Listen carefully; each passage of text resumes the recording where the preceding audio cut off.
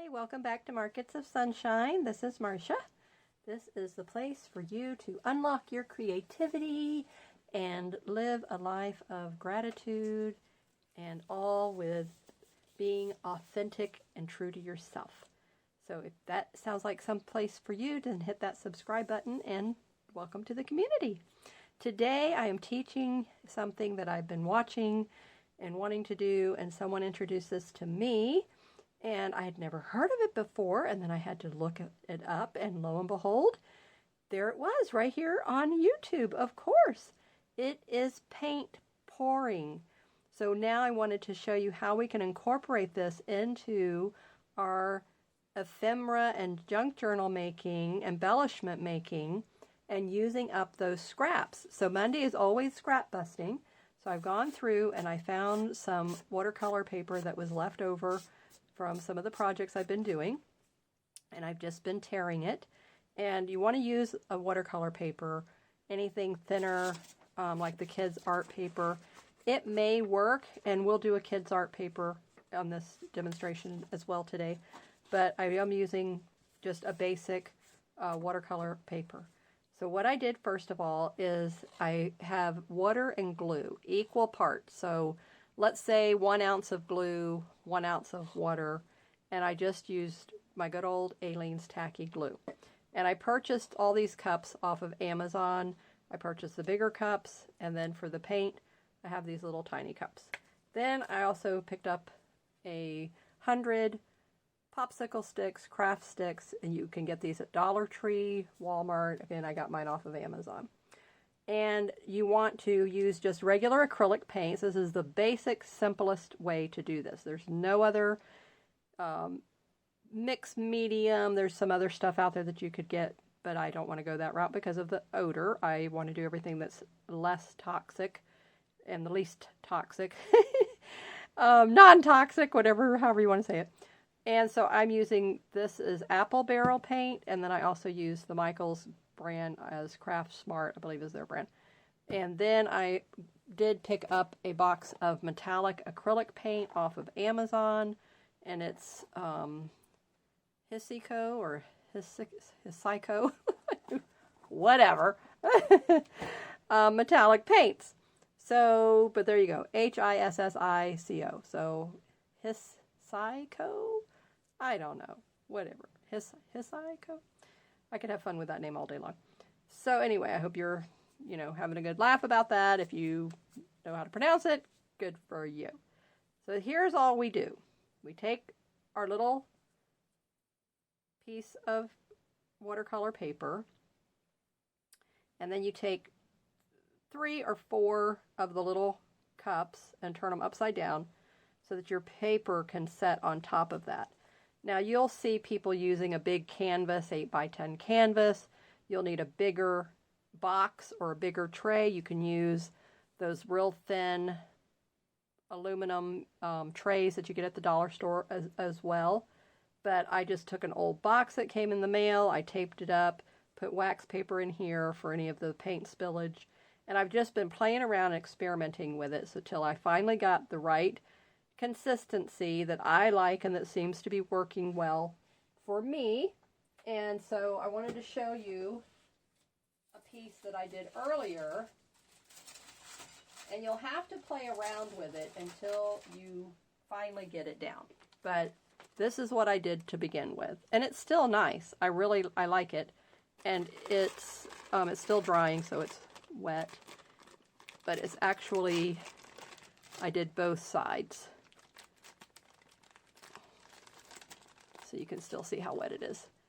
And I forgot to put the little cups underneath of it, so it was straight down in the bottom of the box, so it made a big mess. So then I watched a video again, saw, oh yes, I forgot to put the little stand underneath of it, put a new sheet of wax paper, and then came in with a new piece of my watercolor paper, and now it's come out better. And then also what I did differently, I had to adjust it. So you have to play around with it and adjust it till you get the consistency right. But remember, equal ratios of water to glue, and you may want to get a container that actually has the measurements. But I would go with less water to begin with and a little bit more glue. But this, finally, I think I have the consistency pretty good, because you can see how they're not really wanting to blend, they're marbling, and that's what we want. We want the marble look. So I'm going to move this one over to that little other piece of wax paper where I have the other one drying. And now we're going to put our new piece here. And what I've done is I've come in with orange, white metallic, and gold metallic. And I will come in with another color. I'm not sure what would go pretty with this, if I want to come in with a pink. So I'm just going to have to play around. But I want something different, but I'm already... So let me get another little cup. And then you can also see...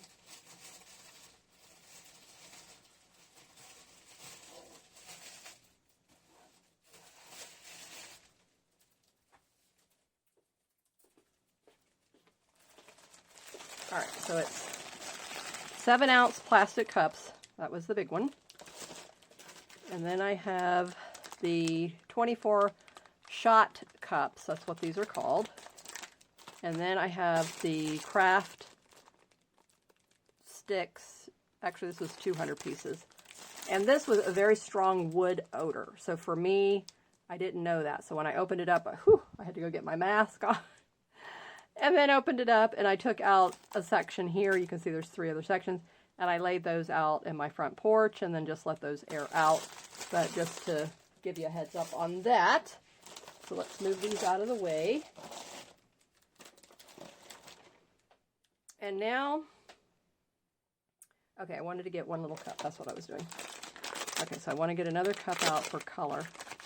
So in the 1 cup, just put your glue and water mixture. Now you can use a shaker bottle that has measurements on it. Some I've seen do that. You can, just do like what I did and get the plain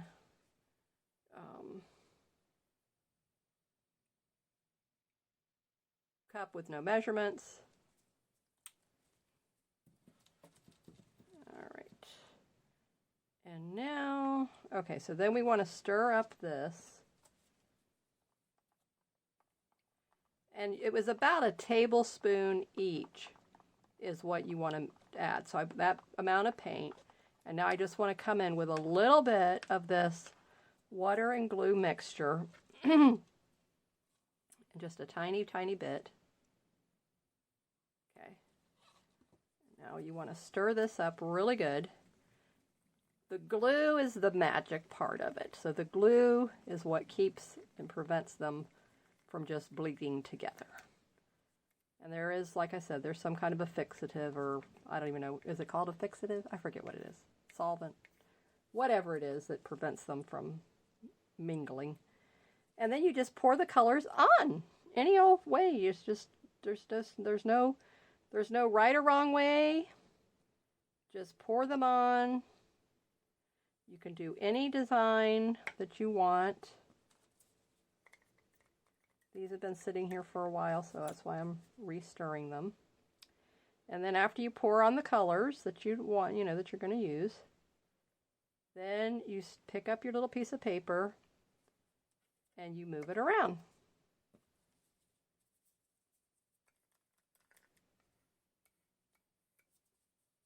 And that's what gives us the cool effect.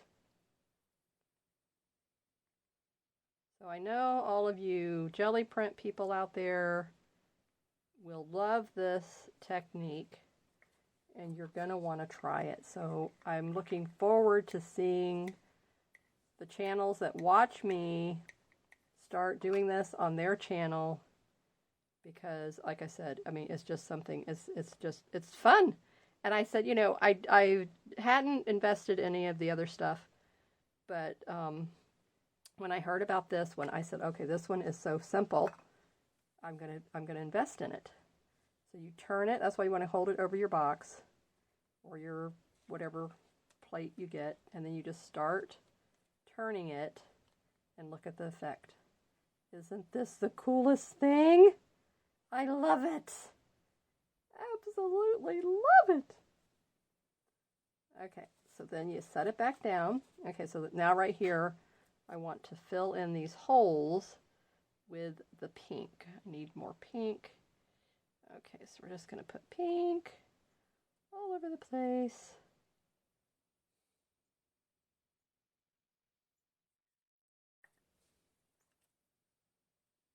And just pour, just tilt, and wherever you tilt is what you're going to get to see.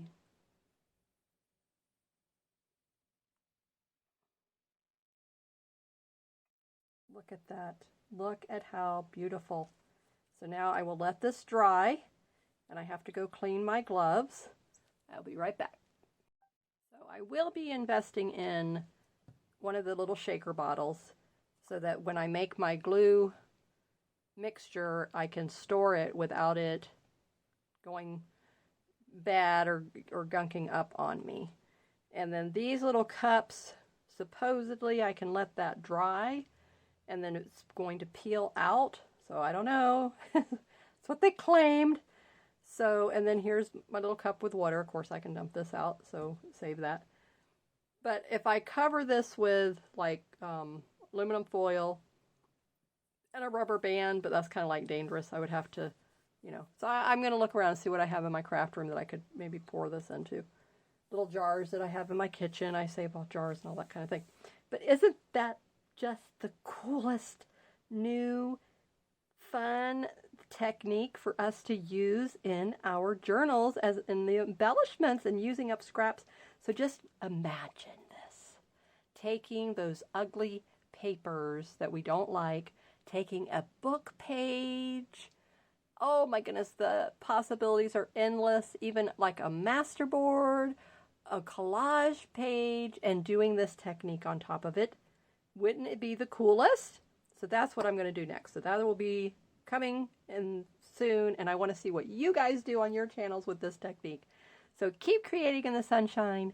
Have a wonderful day, and I will see you in the next video. Bye-bye.